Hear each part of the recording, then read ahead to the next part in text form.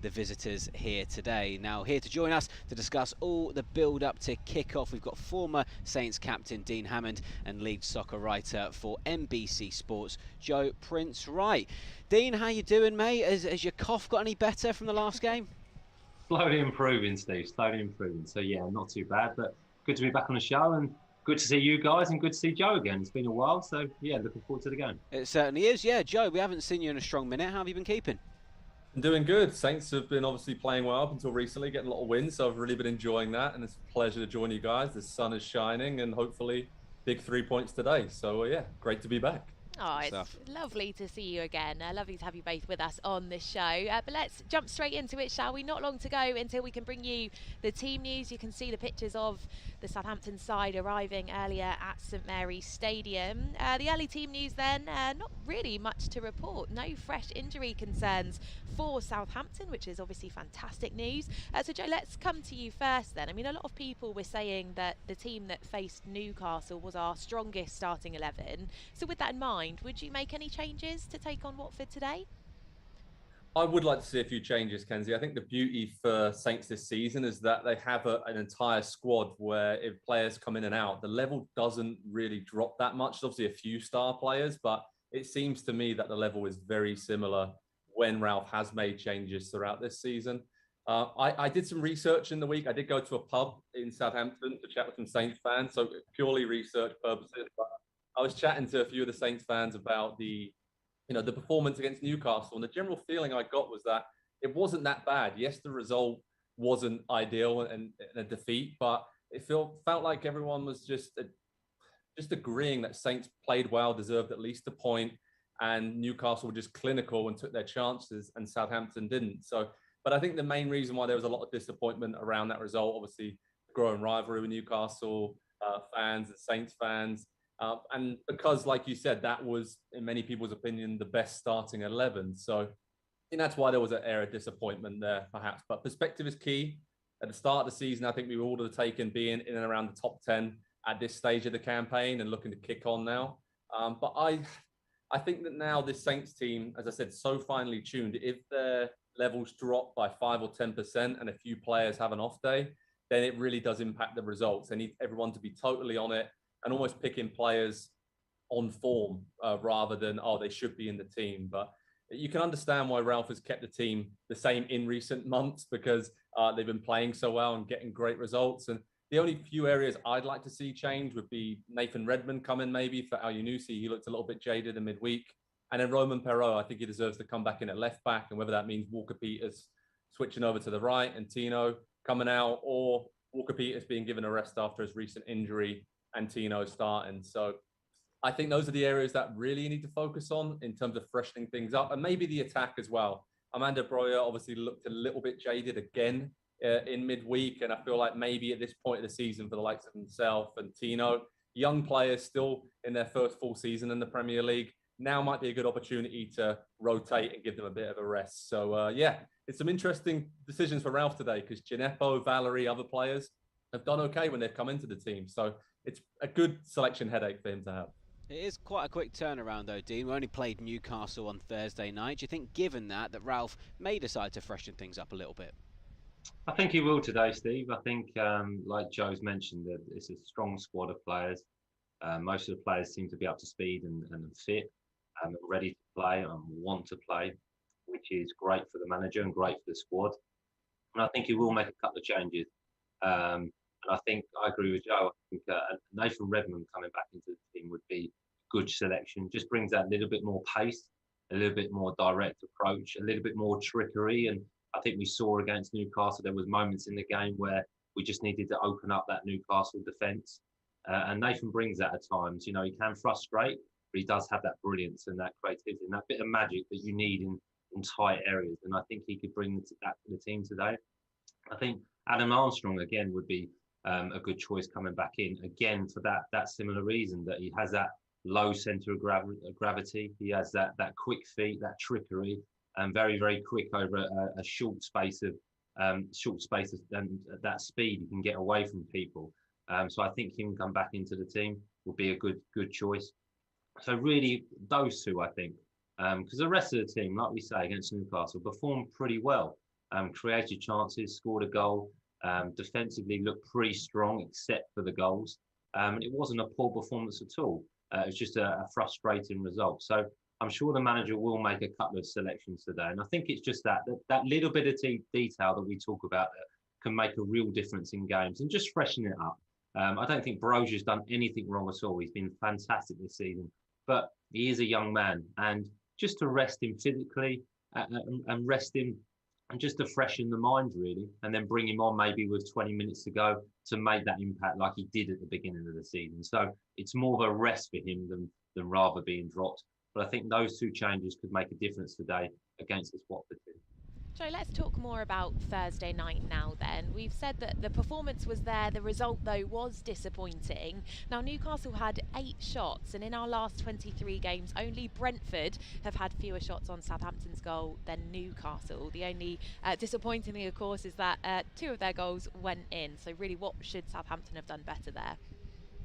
Well, I think if we look at the first goal here, it's pretty obvious that Newcastle were finding gaps between the full-backs, the two narrow number 10s and the central midfielders, just like Aston Villa did the week before. So they obviously looked at that and really targeted that. And I think with Saints' narrow wingers in this number 10 role, the space really is between the right back and central midfielders there. You can see in this strike, obviously Shelvey finds the space. You can see there's an overload situation with 3 players basically on Tino Livramento. There's not enough pressure on the ball. Centrally, there was a lot of decent positions, but it just didn't seem like Salisu as well read the situation, and he was too aggressive trying to step out and got caught underneath the ball for Chris Wood. And on the second goals we're seeing here, I just think it's a simple mismatch. Newcastle have done their homework. Dan Burn is on Tino Livramento, used all of his experience, his extra height in the air, nods it down, and you can see Saints are zonally there in the middle. Bednarak and Salisu are just occupying that central area, can't quite get out to Bruno, and it's a wonderful finish. I think you have to just hold your hands up sometimes and say that's a moment of brilliance as undone Saints there. But it felt like more Southampton gave Newcastle the win rather than Newcastle earned it because of those couple of sloppy mistakes and key decisions where, like I said, Newcastle found those pockets of space to play to their strength by whipping the ball into dangerous areas, and Southampton just switched off for just those split seconds, and just makes the difference. It makes a difference, especially as Dean mentioned, when you have a bit of an off day yourself in the final third. You cannot be affording to let in 2 or 3 goals in a game. So very disappointing. I think Ralph said that as well after the game. The way that those goals were conceded and given up, that's something for the Saints to sharpen up. And generally, they've been much better this season with those small defensive details. Sticking with statistics, Dean, Southampton had 14 shots on goal, which is about average. So why don't you think it was necessarily clicking for Southampton in the final third? I think a combination of Steve's. I think the credit has to first go to Newcastle. I think they were really well organised. They defended really, really well and showed real desire to win the game in important moments. But also from a Southampton point of view, decision making, a bit of hesitation. Maybe looking for that extra pass in trying to force it or switching the play, like we can see from examples during the game. There was good, Southampton got into good areas, like Adam Armstrong has a shot here, nothing wrong with that. Like I mentioned, his slow centre of gravity, his speed, his ability in those areas, that's a good opportunity, just not on target. But just that extra pass, I think, and that little bit of quality in that final third, when you're chasing the game and you know you've got to get the weight of the pass right, the time of the pass so right, because there's just not any room. There's lots of Newcastle bodies around. As we can see, a brilliant save from the goalkeeper. But if you're looking at the action, there's always 5, 6, 7 Newcastle players working extremely hard. They're in a good shape and they're very, very determined to win the game. So you can see the togetherness from Newcastle. So credit has to go to them. But if you look at the game overall, obviously Southampton scored the goal through Stuart Armstrong, but there's the opportunity in the first half where Brozier potentially has that touch and doesn't need to, could get his strike away early. Shea Adams hits the bar, as we just saw there with Stuart Armstrong. It's a good save. The header from Salisu. So it's not just 14 shots on goal. There's probably 4 or 5 really good opportunities that Southampton just weren't quite clinical enough in those moments. So there really isn't anything major wrong. It's just maybe that extra pass or that extra touch just to make sure on that to convert that opportunity. And also, I was listening to the manager speak, Ralph, and he was mentioning that Newcastle were quite direct, so there wasn't the opportunity for Southampton to press and win the ball back when Newcastle weren't organised, when they were disorganised, to have those one-on-one situations. Newcastle were always set, so it was difficult for Southampton. But I like to give credit to Newcastle. They defended very, very well. Yeah, Southampton perhaps not at their clinical best of late, but the fans are still feeling really positive going into this one. We've got a comment here from Ben Flanagan. Hello to you. He's going for a 2-0 Saints win. He thinks Shea Adams will bag the first goal. Vishnal, good afternoon. He's also going for a 2-0 win to the Saints today. JB is watching on YouTube. Hiya. He says, wouldn't mind seeing Smallbone start. Was very impressed with him in the cup game. DA on YouTube says Carl Walker-Peters is just getting better and better. And we have a comment here from Tove. He says he loves this pre-match show. Thank you very much. He says Kenzie, Steve, Dean, and today Joe, and a little love heart as well. He says massive love and support to you all, and the team will get the win. And he's watching from Copenhagen, Denmark. Thank you very much for your support. Well, the last time Watford were here at St Mary's was back in December 2019. It was a big game towards the bottom of the Premier League, and there was lots of late drama. We have a huge evening ahead. Tension in the stands. Jennifer keeps it in, finds Cedric. He gets the early crossing. Headed half away by Mariappa. Højbjerg will hit the volley and it dips over the bar. No, it's all been a little bit tense then. That long, easy throw from Watford in the back pass is poor. And now Sar's got another chance from a back pass, and this time he makes no mistake. And Watford ring the boos around St Mary's from the Saints fans because they have the lead. It's going to be whipped into the penalty area by Holobas. High hanging onto the back post and the volley and a brilliant save. Great save from McCarthy. Too much room. The ball's come over such a long distance and still the player was allowed to watch it drop. Now ball in from Boufal is clever and he cracks it again in the box on the left. He pulls it back and it's going to be hit in the crossbar. I thought Shane Long had scored. He had to scoop it left-footed towards the far post. Support from Ward-Prowse. He crosses. Ings at the back post, hooks it back to Shane Long and it's off the line. Gineppo's picked it up. He's in the box on the right, skips round two. It's a great run. Gineppo towards Ings. Yes! Danny Ings has got another goal for Southampton. All set up by Moussa Gineppo. Four-man wall. Foster there, about 4 yards outside the box. Ward-Prowse lifts it and he's got it in as well. He did find the time to deliver. Cometh the hour, cometh the man. And Michael Oliver blows his whistle. There we go, 2-1 win for Southampton here at St Mary's against Watford back in 2019. Joe, that was a pretty important win for Saints, even given Moussa's little, helping hand with the Danny's goal. Oh yeah, I remember being at that game. I actually was covering it for NBC Sports in my role with them, and the Watford officials in and around the press room were livid after that, and Quique Sanchez-Flores ended up losing his job very soon after. So that was huge for Watford in their season. But yeah, I was in the press box, as I said, for that game, being down 1-0 at half-time. It was pretty dire. Obviously, the team were low on confidence after a string of bad results. The Leicester game obviously wasn't too long before that. So it was a pivotal point in the season. But I had some Saints fans sat around me in the press box, and it was basically at half-time, this is it for the season and maybe even for Ralph's future, because whatever Ralph said at half-time, it worked wonders. Saints were much better in the second half. As we see Gineppo's little helping hand here, that it did really well to set up Ings for the goal, just wriggled away. And then, of course, Ward-Prowse coming up this moment of magic to seal the win. It was an unexpected late comeback because at that point of the season, it wasn't looking good for Saints. But then after that, this was massive for confidence. A few days later, beat Norwich. And it really did seem to turn the season around because they went on a great run of 6 wins in 9 games around the festive period after this victory against Watford. Ended up finishing 11th in the table that season. And you really do look back to this game as being pivotal in saying, you know what, we're going to stay in the Premier League. We've readjusted things. And this second half against Watford reignited Saints' season. So obviously very different situation now, sitting comfortable in mid-table. But hopefully today can be a big win that will just spur Joe, Saints. my apologies. I am going to jump in on you there because we have got the team news and it's pretty juicy, so I am going to interrupt you. Plenty to talk about here then. Changes as expected. Will Smallbone comes in and he could potentially play in the 10 position. We're not sure. We'll have to wait and see. Brozier drops down to a very strong-looking bench, which also includes Nathan Redmond. So let's run through that Southampton starting 11 in full for you then.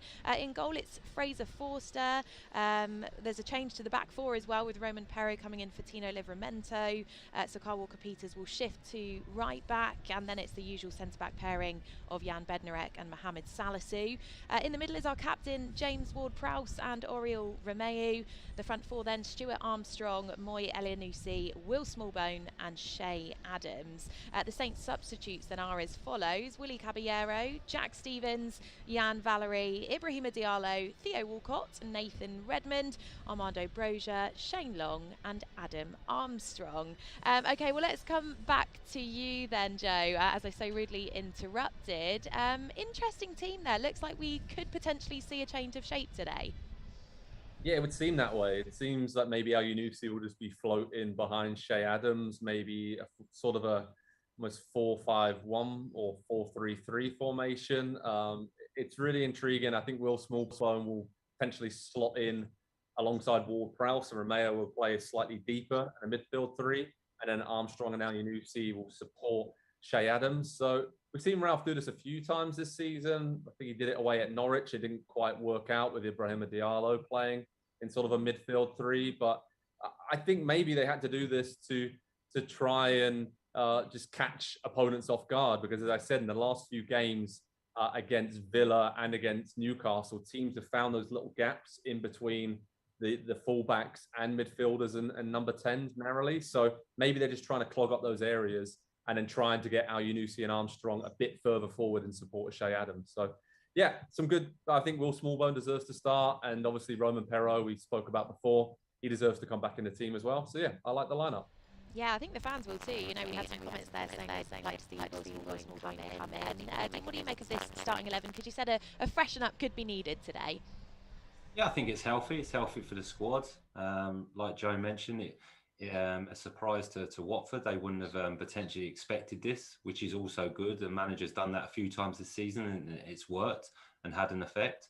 I'm sure in that front four there'd be lots of rotation, lots of movement, lots of combining together, and looks like it's just Southampton are trying to be a little bit more assured defensively. You know, after shipping probably 6 goals in the last 2 games, the manager looked at it and think, right, let's get back to what we're good at, keeping clean sheets, not conceding chances, because Southampton will always create chances. And with Stuart Armstrong in the team, Shay Adams, Elianusi, they all get in good positions and they're forward-thinking players. But with Will Smallbone coming back in as a midfield player, just shores up that area to maybe have a little bit more control, a little bit more possession of the ball. But it will be interesting to see what the shape is, whether it's a 4-3-3, whether it's a 4-4-1-1. But like I say, I'm sure there'll be lots of variety and flexibility within that shape, attacking wise. Let the players play with freedom, but defensively just get into that shape and maybe not concede as many opportunities, or just make it a little bit harder for the opposition to score goals. Because I think if Southampton keep a clean sheet today, they'll win the game. Yeah, indeed. Now, Dean, we're going to look at Watford playing Southampton in October this year. So Shay got the winning goal in that game.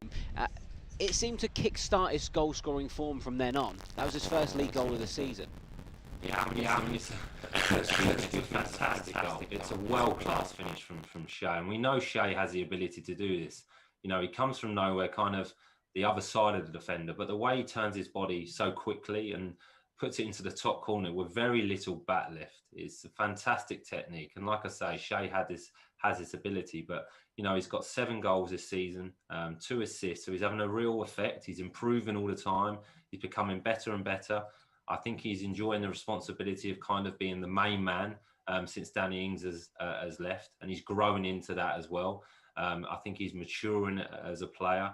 And he scored some wonderful goals and different types of goals. You know, there's a few more headers this season as well. You look back, the header against Leicester, the header against Tottenham, which was the winning goal, and obviously a spectacular finish against Manchester United. That's a really tough finish, you know, right into the far corner against a world-class goalkeeper. And like you said, the goal against Watford is a brilliant finish. So, you know, Shea's 25 years old now. He's not even in his prime, and he's improving all the time. So he's been a really good signing for the football club. I think he'd get better and better. He's an international footballer now, which will help. He's getting different varieties in his game. He's playing with different types of players. He's getting more experiences as a player. So, like I say, and that partnership he's had with Brozier, I think is one that can develop. And they're so dangerous. When they both play at their best and they're on form and they're working hard, they are really tough to play against. And the run that Southampton went on when they were winning games, performing very, very well, was probably mostly down to those two. They were frightening. They really, really were. So, you know, Shea is scoring goals, and I'm just looking, 10 games left. It'd be brilliant if he could get 10 to 12 goals and maybe 6 assists. You know, if you're getting 18 influences on goal, that's a brilliant return from Shea for probably what is it, his third season at Southampton. So yeah, the future looks bright. It looks very bright indeed. Now, Joe, when we did play Watford back in October, they were actually 2 places above us in the table. They'd just beaten Everton 5-2, but looking at their situation now, just 1 win in their last 17 matches. Just how tough are things for the Hornets at the moment? Very tough. I think they just keep making sloppy defensive errors, Kenzie. They can't get a foothold in games. And I think their defeat away at Wolves in midweek just summed up their issues. I mean, 3-0 down after 21 minutes in that game. They just cannot seem to stay solid defensively and give themselves a chance to win games. I mean, they have quality in attack. That's the thing about this Watford team. I mean, Emmanuel Dennis is going to be a real problem for Saints today. They've got obviously Cucho Hernandez as well. Ismaili Sarr's missing, but he's a quality player. Josh King's on the bench today after an injury. So they've got quality players going forward. But to the other end of the pitch where they've struggled all season long. I just don't think constantly changing the manager helps you. Obviously, Roy Hodgson's in, Ranieri was in, Cisco was in before that. From top to bottom of the organisation, I just think it sends a message out that everyone is expendable, basically. I mean, it's a good and a bad thing. It keeps everyone on their toes. But there's no real chance to build relationships, I don't think, as players and from like a personal point of view and have that connection. So very few players actually stick around at Watford that long. But that said, all of those negatives I mentioned, somehow they still have a chance of staying in the Premier League because Leeds and Everton are just above the drop zone. Watford are in touching distance. So they'll see that as a positive if they go into this final stage of the season. And Roy Hodgson, we know one thing about him. He can organise a team to sit back and defend and frustrate teams. We've seen them go away to Villa and win 1-0 recently. They can do that. So as long as they can get through the first half of the game, not conceding, they can hurt you on the counter in the second half. The Saints will have to watch out for that today. Yeah, they will indeed. Well, let's take a look at what the fans have to say watching along at home. We've got a comment here from Keith Clubb. Hello to you. He says, Saints to win 3-0. Great show watching from Brisbane, Australia. Thanks for your company. Laura Tarr is going for a 3-1 Saints win this afternoon. Pete Critchley is also joining us on the live stream. Hello. He says, come on, you Reds. Should be 3-0, maybe 3-1 today. Lisa Wallace is also going for a 3-0 win. She says, let's hope our boys show up. They've been amazing up to Villa and Newcastle. Anthony Parker, hello to you. He says, come on, you Reds, let's get St Mary's rocking again. Let's have a steam performance. And Chris Sharp, hopefully we can win. I'm going for a 4-0 win. Amazing stuff. Nice. Well, speaking of 4-0 wins, we've been digging through the Saints Live archives, trying to find clips of Dean Hammond in his pomp, and we came up with the last time Watford came here in 2011. It was a 4-0 win then. We're going to talk about it now. Dean, we will start with you. You played in this game. What was the form like at the time? Okay. I think we were top of the league at the time. I think we had 100% home record in terms of we'd won all 5 games at home. I think we'd had tough fixtures. We'd beaten Leeds, Millwall, Nottingham Forest with a late winner from Ricky Lambert, a convincing win against Birmingham, and then a convincing win against Watford. But going into the game, I think we'd stuttered a little bit. I think we'd drawn away at Burnley, where Morgan Snyder scored a late goal, and then we'd lost to Cardiff. So it was an important game for us. It really, really was. But I remember the day. It was it was a really, really hot day and a good performance. Once we got ourselves going, we were a little bit leggy to start with, I think, but a brilliant result. And obviously being top of the championship after being promoted from League One, we were in confident mood playing at home. Well, listen, Watford were not happy about this penalty decision, that's for sure. Joe, not sure what your memories are from this game, but it's fair to say that the technical area was going pretty mad. Oh, definitely. Yeah. I remember these games. It was just a great run for Saints this season, wasn't it? And I was speaking to some Saints fans this week about how much all Saints fans love this team. And then Nigel Adkins, obviously some great players, and just, yeah, it was good, really fun to look back at this. And obviously Lambert doing the business there from the penalty spot, no shock. So brilliant from set pieces. And yeah, like this goes down as one of my all-time favourite Saints teams to watch. I'm not just saying that because Dean's with us. Thanks, Joe. Thanks, mate. It seems like a lot of the movement is to try and get Ricky at the back post and cross it into him, and he's always making them runs round there, Dean. Is that something that you worked on, and was it because he was so deadly doing that? Yeah, we worked really hard in training from set pieces that weapons I like to play. We've done a lot of training around mannequins on the training ground just to get the movements right, to get the timing right. But Ricky was so strong in that area. His foot movement was really good. His timing of his movement was really good. And Ricky's so strong in those situations that he won a lot of headers. And obviously we had players with fantastic distribution in Danny Fox and Adam Lallana, Morgan Sniding, Gooley, Jason Pungent, all sorts of players that could find him. So it was a tactic of ours that worked. And obviously teams came very aware of it, but they just couldn't stop it. Because I say the timing of the movement, the strength of Ricky, and the distribution was always very, very good. And we hit the woodwork a couple of times in this match, Yeah, didn't we? Could have been much more than 4-0, actually. Well, listen, there was lots of drama in this match because Ricky wins another penalty at the back post. That one's a little more clear-cut, isn't it? I mean, Ricky does go on to double Saints' lead. But, I mean, I suppose a question to both of you, really, from a player perspective and a fan perspective, was there really ever any doubt when Ricky stood and was about to take a spot kick?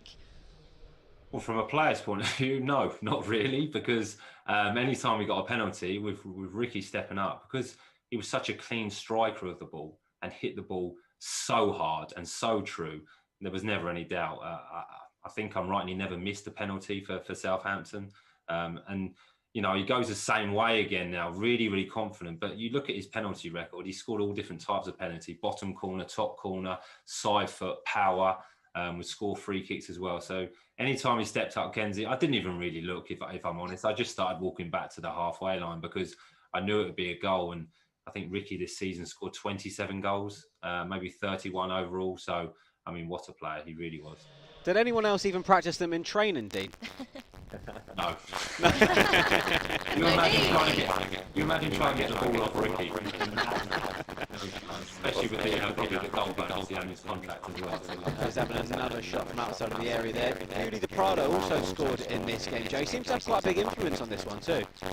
He did, and he would just pop up at key moments in the season, wouldn't he? And score a goal and have an assist, and just really was a bit of an unsung hero. Obviously, fans loved him. He brought something a bit different with the flair and the way that he tried his tricks and flicks. Sometimes they'd come off, sometimes they wouldn't. But when it worked, like we're seeing in this game, it worked really well. And yeah, I'm intrigued to see what Dean says about him as a character, how he was around the training ground, because I'd imagine he'd be a lot of fun to be around and play with, because you would never know quite what to expect.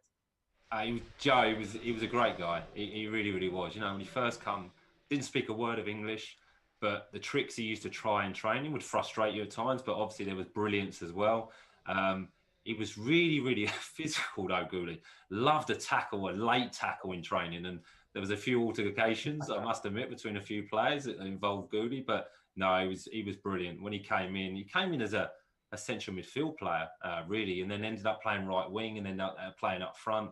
But no, a fantastic player and a good character as well. Really, really good fun. Always smiling. Didn't take life too seriously. Question marks over the gear he used to wear, I must admit. Yeah, good guy, really good guy. Oh, well, I imagine it was a fun team to be a part of, Dean. As Joe was just saying, it was certainly a joy to watch this Southampton side. But we'll talk about Lee Holmes now, because, of course, he bagged the 4th goal. This was actually his first league appearance in nearly a year. I imagine he was pretty delighted, Dean, after he got that one. Yeah, and he would have been, Kenzie, because Lee Holmes was a very good player, very, very good footballer, and just really unfortunate with injuries. He was very good on the training ground, worked very, very hard. And this season, I remember him, he was a player that would always be doing extra training to try and get himself fit, always been doing stuff with the physio, with the sports science to try and prevent those injuries. And technically, he was very, very good. You know, being left-footed, used to love playing on the right-hand side and coming in and shooting like this. I mean, I think the goalkeeper should save it, if I'm totally honest. But I think as well, he was a popular member of the squad. He really was. He was a good character, and just like I say, unfortunate with injuries, because he was a good player, and he was a player that you enjoyed having on your team in training, and didn't get the opportunity to play too much, whether that was form, whether that was a period of Nigel, or whether it was injuries. But I remember this day and him scoring, and the players being really, really pleased for him, celebrating with him, and then being pleased with him in the dressing room afterwards. But Lee was a good player, a good guy, and went on to have a decent career, I must admit. Yeah, it's a fantastic goal there. Do you think the keeper could have done a bit better, Joe, looking at that? Does it take a little bit of a deflection for you? Yeah, keeper. I'm not part of the goalkeeping union, so yeah, he should definitely be saving that. But to jump onto what Dean said there about being a great guy, that's, as a Saints fan, you could see that this team was full of great characters and players who really wanted to run through a brick wall for the team and just loved playing the game. So I feel like that's why there was such a strong connection between that team who got the 2 promotions. And yeah, it's really, like I said, one of my favourite teams to think about and look back at old highlights like this. So I'm absolutely loving this. I could do this all day long. Right, so we are going to get your final thoughts now. So it's only about 45 minutes to go until kick-off. Dean, we'll come to you. It is a bit of a change side. What do you think for the match, and then what's your score prediction? I'm confident today, Steve. I really am. I think the players reacted really, really well against Newcastle in terms of the performance. Didn't quite get the result, but I'm confident today. I really am. I think the home form for the majority of the season has been excellent. And Watford are coming off a poor result against Wolves. My only fear is the fact that Watford have almost got nothing to lose now. I know they have to win games to try and stay up. So will they be a little bit more free, a little bit attack-minded? But if they are, I think that will help Southampton. So I think it's all about how Southampton start the game. If they can start bright, start fast with that pressing mentality, that speed, and can get an early goal, then I think Southampton will win this game quite comfortably today. So I'm going to go for a 2-0 Southampton win.